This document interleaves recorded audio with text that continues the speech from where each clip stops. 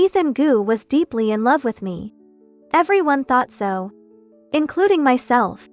It was our 3rd wedding anniversary. For the first time, I prepared a full table of dishes. But the food went cold, and he still hadn't come home. That evening, I received a video. In it, my loving husband was holding a guitar, singing tenderly to another woman. Chapter 1. Anna, why are your hands so cold? Ethan naturally took my hand, warming it between his palms, then slipped it into his coat pocket. Some of the young women at the law firm whispered excitedly. The superstar is here to pick up Miss Lewis again. He's so in love with her. I turned to look at Ethan's handsome profile. Feeling my gaze, he smiled indulgently at me. Yes, the whole internet knew how much Ethan loved me. When he first gained fame, he announced our relationship. When he won the Academy Award, he thanked me on stage. That night, he publicly announced our marriage. His fans had never approved of me, and they went wild. Out of 10 comments, 8 were curses directed at me, and the other 2 were from friends offering their congratulations. Ethan, with a stern face, started a live stream. Usually, he would chat gently with his fans, but that day he said nothing. Only when asked about the marriage did he respond. I announced it on my own. I was afraid she wouldn't marry me. Then he ended the stream, leaving his fans bewildered. When I found out later, I was both angry and amused. Some of his fans couldn't accept it and unfollowed him, while others became die-hard fans, attracting a wave of new admirers. Every time there was a poll for the most eligible bachelor in the entertainment industry, Ethan would win by a landslide. Fans envied me for being the object of his affection. I also believed he truly loved me until I received an anonymous photo. In the picture, Ethan was passionately kissing another woman.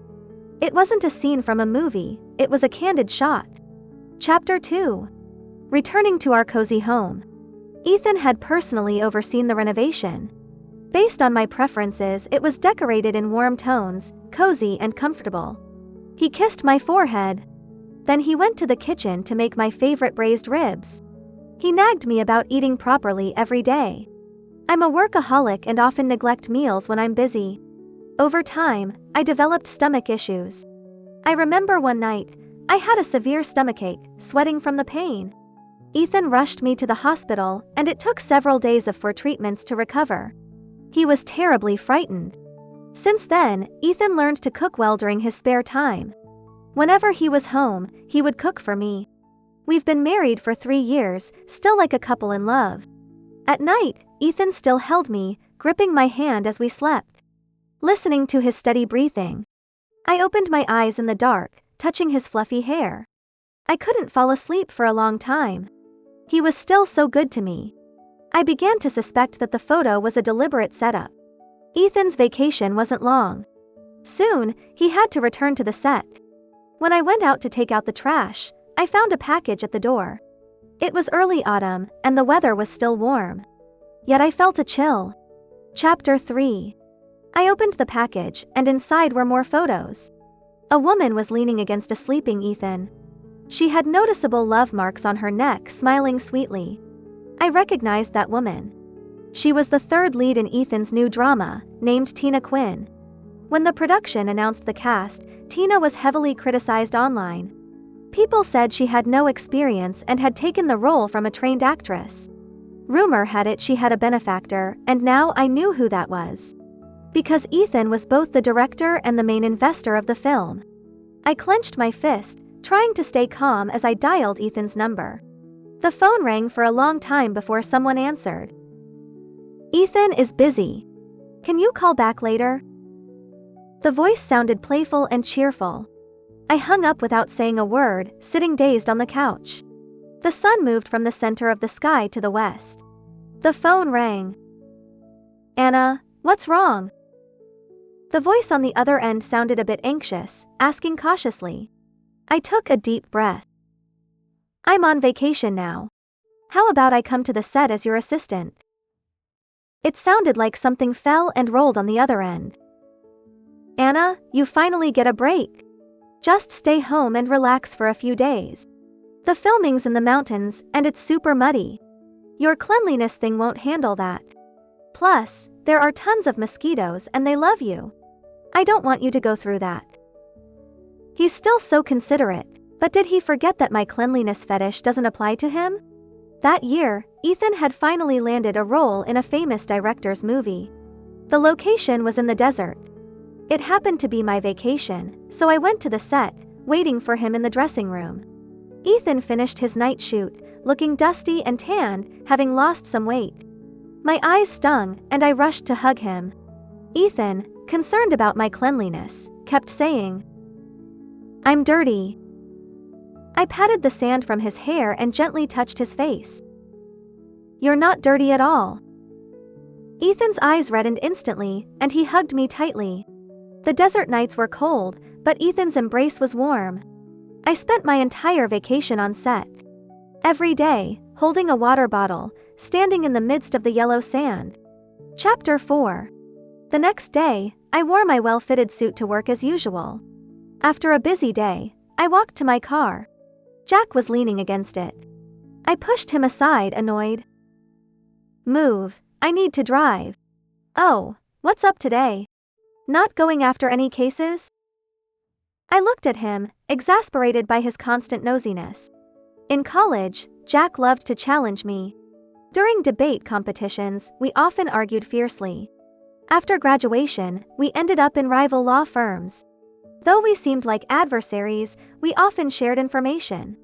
Today, the case was about a male celebrity's infidelity and divorce, and it came with a hefty fee. For some reason, I didn't feel like fighting for it. "You don't look so great. Feeling sick?" Jack suddenly leaned in, startling me. "I'm fine." He handed me a candy, my favorite green plum candy from college. As it dissolved in my mouth, the soreness spread, making my heart ache too. Thinking about the infidelity case, my mind went to Ethan. For the first time in my life, I didn't know what to do. Chapter 5. Before I knew it, it was September 15th. Our third wedding anniversary. I'm not someone who values grand gestures, but Ethan is a natural romantic. Every year on our anniversary, he meticulously prepares a gift and carves out time to be with me. "Anna, the shoot can't be rescheduled today. I can't make it back. I'll make it up to you later, okay?" Ethan called, his voice filled with apologies. I looked at the meal I had prepared, slowly growing cold. That night, while I was sorting through a case, I received an email. A sense of dread washed over me. I opened it to find a video. Tina was wearing a birthday hat, surrounded by colorful balloons. As the background music played, the camera panned. Though it was brief, I recognized it instantly. Ethan was holding a guitar, singing. The scene was romantic and warm. The sight stung my eyes. My nose tingled, and I swallowed hard to push down the lump in my throat. Ethan's singing was so beautiful. I tortured myself, watching the video over and over again, mocking myself for having turned a blind eye. I requested leave from the law firm. That night, I quietly arrived at Ethan's set. Chapter 6. Wearing a hat, I blended into the crew, watching the two of them from a distance. Ethan was directing from the monitor. Beside him, Tina sat under a canopy, wrapped in a coat. I recognized the coat immediately. It was Ethan's. It was the couple's coat I had given him. I quietly slipped away and called Ethan's assistant for his hotel room number. Before long, the assistant rushed over, looking anxious. His eyes darted around, and he stood uncomfortably in front of me. "Miss Lewis, what are you doing here? Ethan will finish filming soon." Before he could finish, Ethan appeared, looking disheveled. He signaled for the assistant to leave. "Anna, why did you come without letting me know? It's not safe to drive at night." Ethan's forehead was slick with sweat as he reached out to touch my face. I stepped back, and his hand froze mid-air. "What's wrong? Afraid I'll see something I shouldn't?" Ethan's expression shifted, and he forced a smile. "Anna, what do you mean by that?" I scoffed, pulled out the photos from my bag, and slapped them across his face. "Ethan, you're disgusting." Chapter 7. Here's the refined version of your text, aligned with the English novel context.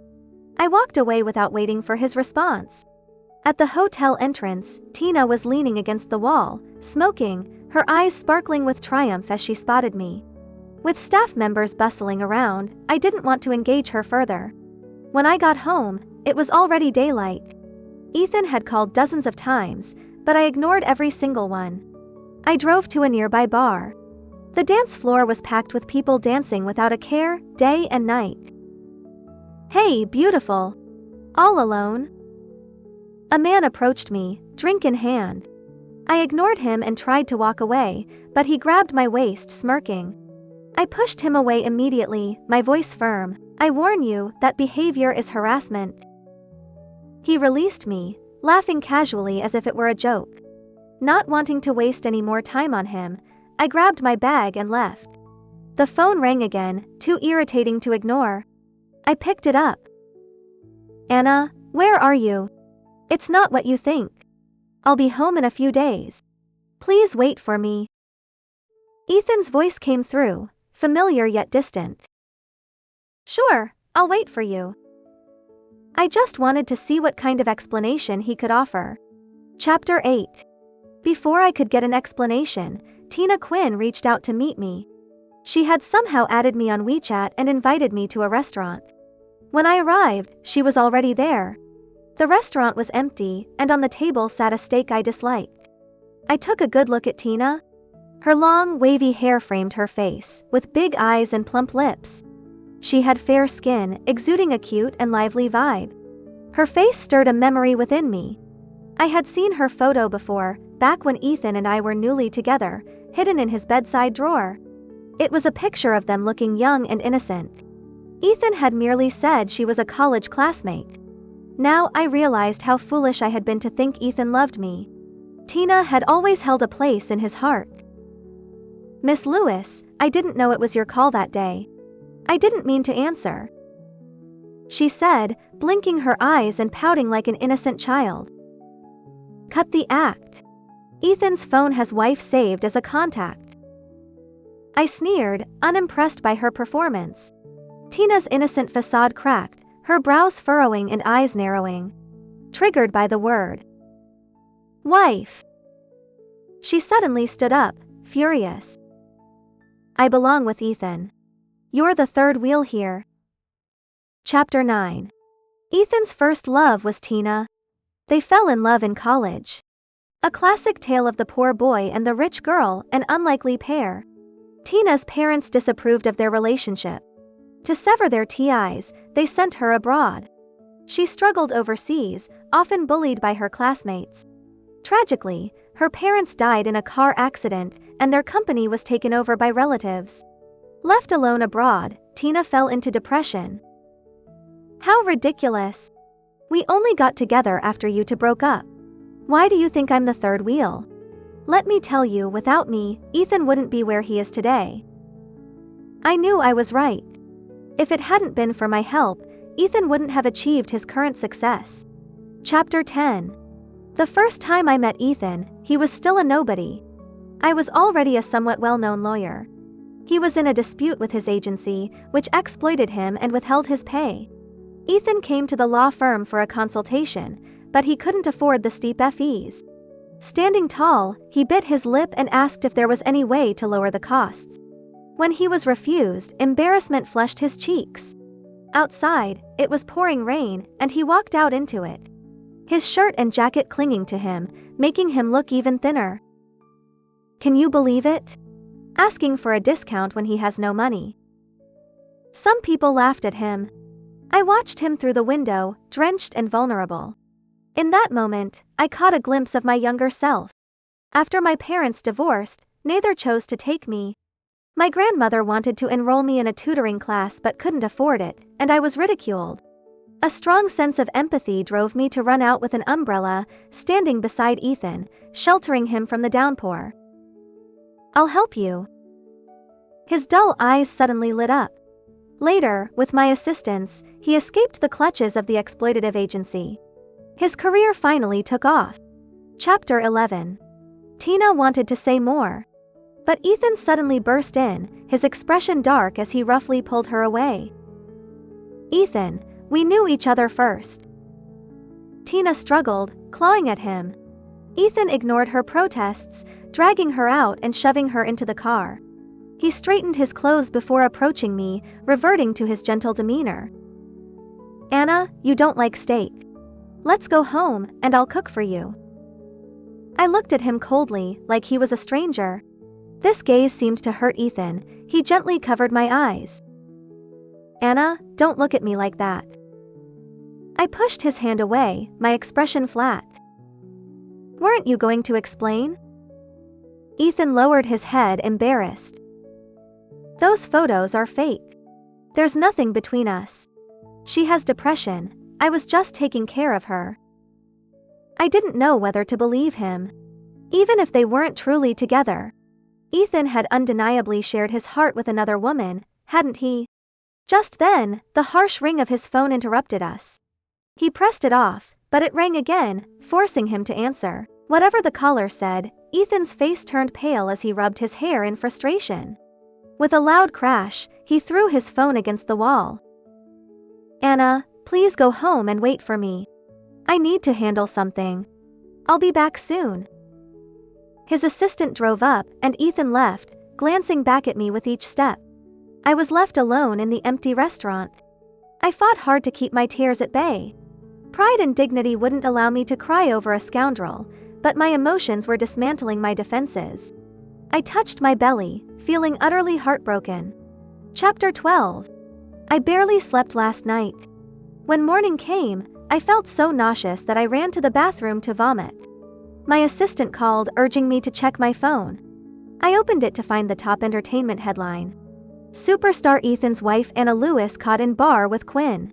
Clicking in, I saw the moment when the man held me at the bar, caught on camera. The dim lights and intimate atmosphere. The man had his arms wrapped around my waist, looking as if we were kissing. I quickly posted a clarification. To my surprise, James commented below. "It's okay, better luck next time." He was a rich second-generation star, popular for his idol-like looks, boasting hundreds of thousands of fans. His comment seemed to confirm the allegations of my infidelity. Suddenly, the internet was flooded with vitriol. Anna Lewis cheated.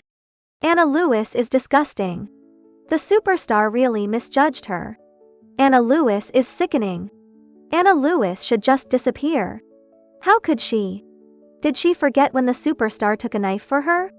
I knew she wasn't worthy. Hurting him like this. Ethan loves her so much, how could she cheat? I stared at my haggard reflection in the mirror, trying to comprehend it all. Ethan truly loved me, even going so far as to take a knife for me. We were supposed to be happy. Chapter 13. That day, as I left work, a man suddenly rushed at me with a knife. I recognized him as the father of a defendant whose son had been jailed for violent assault. This father, a minor local official, was trying to protect his son. After attempting to bribe me and being refused, he sought revenge. Ethan happened to arrive just in time, rushing forward to shield me without hesitation. The knife sliced into his abdomen, blood flowing down. Fortunately, security arrived quickly and subdued the man. I panicked. It was the first time I had cried since growing up. The incident was captured on video and posted online. Ethan is so brave. What did Anna do to deserve this? She only brings harm to Ethan. She doesn't deserve him. Some of his fans blindly cursed me. Even after the truth emerged, some still believed their idol was unsafe with me. They praised Ethan's bravery while belittling me. To make matters worse, they even sent me bloody dead rats, leaving me terrified. I suffered from nightmares for a long time. Chapter 14. My assistant advised me not to go to the firm, saying people were surrounding it. I had no choice but to stay home. In the afternoon, hunger drove me to the supermarket. Seeing no one around, I went out. But I was recognized. They wore masks and hats, throwing things at me, cursing me. In the chaos, someone hit my head with a seasoning jar. Dizzy, I tried to steady myself and call the police. They knocked my phone away. Suddenly, someone shielded me. Touch her again, and I'll call the police. They scattered, fearing trouble. My forehead was bleeding slightly.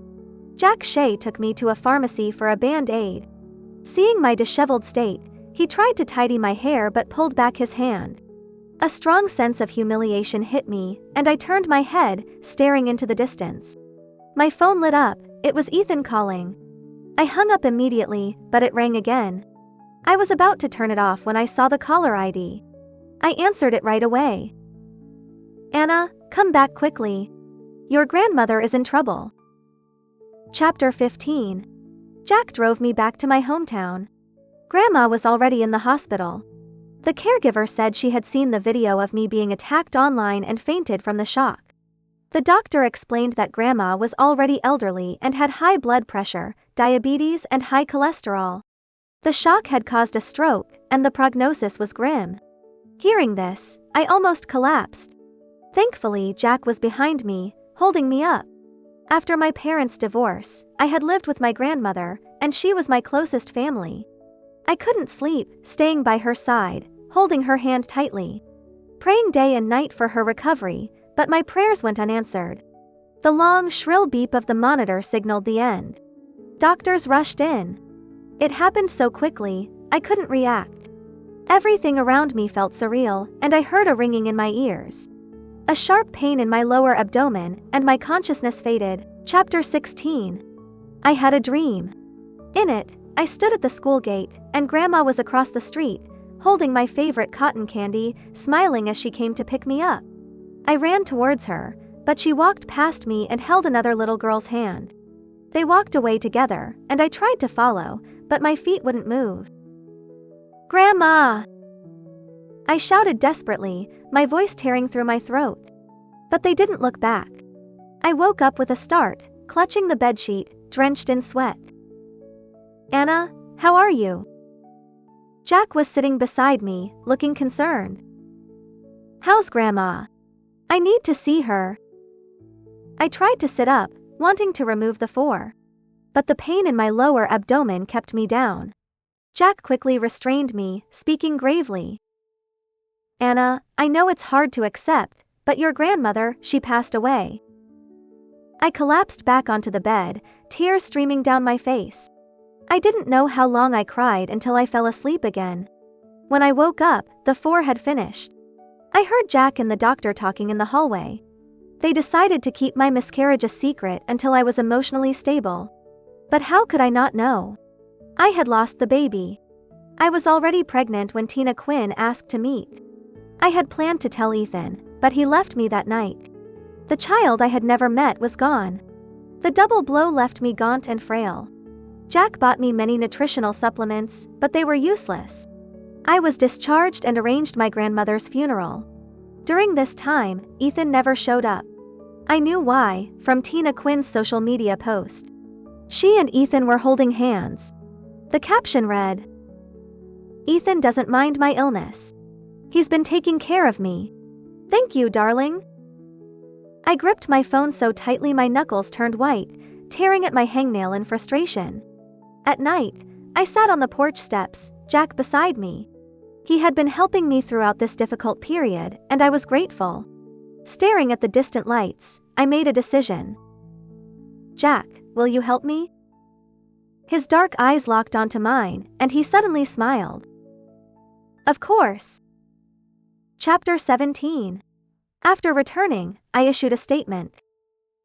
Anyone who continues to harass me will be reported to the police. Knowing I'm a lawyer, they backed off, only daring to curse me online. I then saw Ethan's post. My wife did not cheat. Stop spreading lies. A few perfunctory words like a handout. The internet didn't believe him, thinking he was covering for me. I decided to move out of the house Ethan had renovated. On the day I was packing, I saw Tina Quinn in the hallway. She leaned against the door, smugly smiling at me. Ethan will be mine soon enough. My anger flared, and I abandoned my usual decorum. I walked over, grabbed her hair, and shoved her into the apartment. Caught off guard, Tina was wary, her eyes full of fear. What are you doing?" I slapped her hard. Her eyes widened, and she reached out with her long nails to scratch me. Before she could, she suddenly fell to the ground. She started rubbing her head, screaming like a madwoman. I looked at her in bewilderment, as if she were a lunatic. "Tina!" Ethan had arrived. He rushed past me to help her up. "Ethan, Anna hates me. She hit me." Even in her madness, she maintained her act. Ethan finally looked at me, struggling to speak. Tina continued to shake, accidentally showing the cuts on her wrists. I noticed the scars, and so did Ethan. "Ethan, I missed you so much abroad, but I couldn't come back. I was bullied every day." Tears fell as she spoke, and Ethan's pupils shrank, his brows furrowing. "Anna, Tina's depression is acting up. You shouldn't provoke her." Instead of asking where I had been or what had happened to me, he blamed me for Tina's few words. I had prepared for this, but it still felt like needles in my heart. I said nothing and turned to leave, stumbling into the coffee table and nearly falling. Ethan reached out to steady me, but Tina grabbed his hand. As I reached the door, I looked back at Ethan. He seemed agitated, wanting to come to me. Anna. Tina clung to his waist desperately. I closed the door and walked away. Chapter 18. On a sunny morning, I moved into the small apartment I had bought earlier. That night, Ethan found me, begging to come in. I agreed and handed him the divorce papers. My signature was already on them. Seeing it, he refused to sign. "I won't sign. Anna, I don't want a divorce." I looked at him with no love left in my eyes. Now, I only felt hatred. "I was attacked, my grandmother died. Where were you? Ethan, where were you?" Ethan seemed to be hearing this for the first time, staggering back, holding onto the sofa to stay upright. His voice was choked with tears. "I didn't know Grandma passed away. I was wrong. Tina's depression acted up, she tried to harm herself. It was all my fault, I couldn't handle it." He held me tightly, as if I were his lifeline. "Anna, I'm sorry. I'll fix everything. Let's go back to being happy, please." Even now, he was delusional, thinking our broken relationship could be repaired. "Ethan, who are you trying to fool?" I hated his indecisiveness, unable to let go of Tina or me. I had loved him for 5 years. How could it not hurt? Our nights together, now ending like this. "Leave. There's nothing to discuss except divorce." His embrace felt repulsive, and I pushed him away with all my strength. But he clung to me, holding on silently. His tears fell on my neck, warm and wet. "Don't divorce me. Please, Anna." I stood there, listening to his pleas unmoved. He knew I never looked back once I made a decision. But he was stubborn, refusing to sign the papers. Chapter 19. I had more important matters to handle. I met with Quinn, slapping a document on the table. His face turned pale upon reading it. It was a financial fraud report. Jack had given it to me, as he had handled Quinn's company's case before. "Quinn, do you want your company or Tina Quinn?" He stood up, grinding his teeth, his voice strained. "You're threatening me?" I wasn't intimidated, leisurely stirring my coffee. "You like Tina, don't you? Why not cooperate with me? If she can't be a big star, maybe she'll come back to you. You can't just watch her with Ethan, can you?" Quinn and Tina were cousins, having an illicit relationship abroad. Tina used his affection, taking his money to return home, then framing me for infidelity. I wouldn't let them off. Quinn clenched his fists, glaring at me for a long time, finally agreeing silently. He was a wastrel, his company already struggling. Even if I didn't expose him, bankruptcy was imminent. But of course, I would expose him. Chapter 20. Ethan's movie was about to be released. I chose the day before the premiere to release the photos. Photos of Ethan and Tina kissing in bed, entering hotels. Also, Tina's old photos with Quinn abroad. Quinn posted a clarification. I have no relationship with Anna Zhu, I was just helping her that day. Please stop misunderstanding. The internet exploded. The narrative shifted and the people who cursed me disappeared.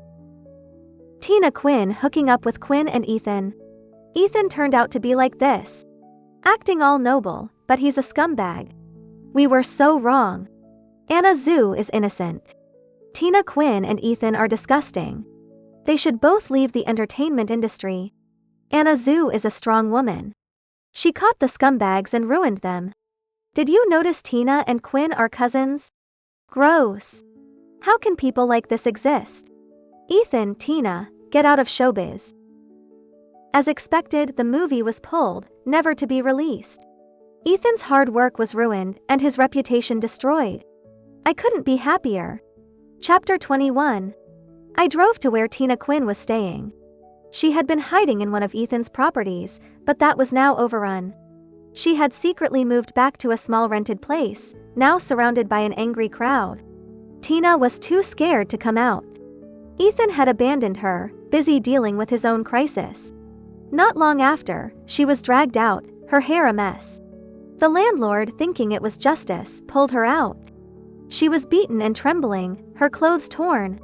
People called her a whore, blaming her for ruining Ethan. Tina screamed helplessly, her face pale but lips bright red. She looked like a ghost, cursing me. Anna Zhu, you bitch! You're the real third party. Someone slapped her.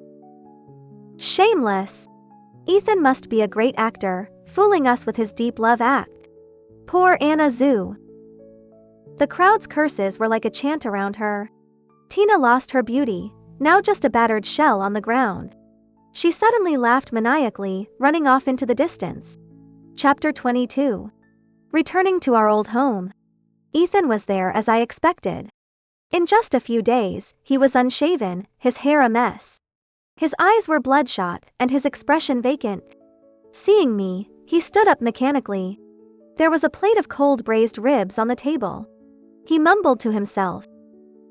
Anna, you're back. The food is cold. I'll reheat it. I calmly said. No need. I'm not eating. He stopped, turned around, tears streaming down his face.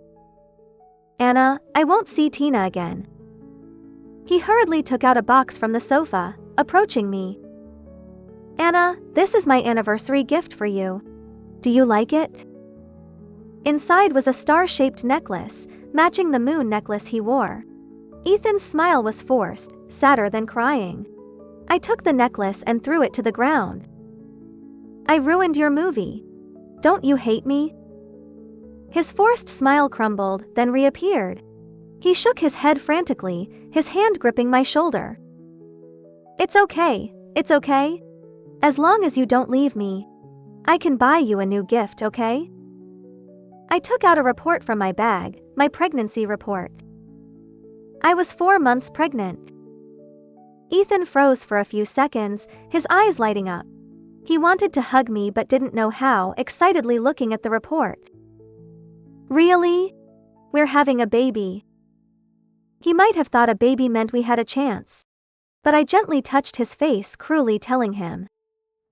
If you agree to a clean divorce, I'll keep the baby. Ethan's smile froze, fearfully shaking his head. I won't. You can take all the money, just don't divorce me. If you don't sign, I'll terminate the pregnancy. It was an impossible choice. Ethan couldn't win. To keep the baby, and me. He could only agree to the divorce.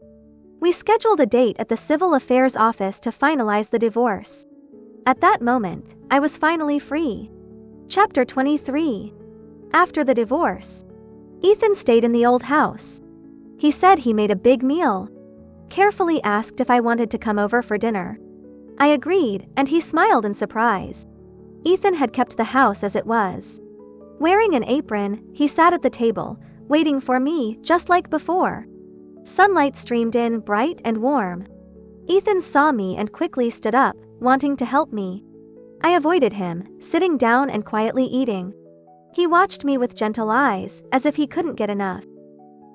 Anna, when's your next checkup? I'll go with you. I have a lot of time now. He brought out some baby bottles and toys, placing them in front of me, excited for our child, dreaming of a future. I put down my chopsticks, wiped my mouth. In a gentle voice, I said what Ethan feared most. Why check? The baby is gone. The toy car fell to the floor. Ethan stood there, unable to comprehend. Anna, what are you saying? I just saw our baby's report. I handed him the miscarriage report.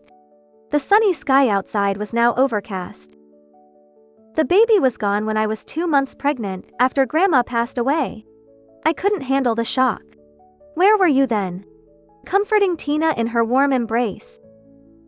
My words were like daggers, each one an indictment against Ethan. Stop. Anna, I was wrong. Let's start over. Have another baby, okay? He rushed over, kneeling, holding my waist, his lips trembling.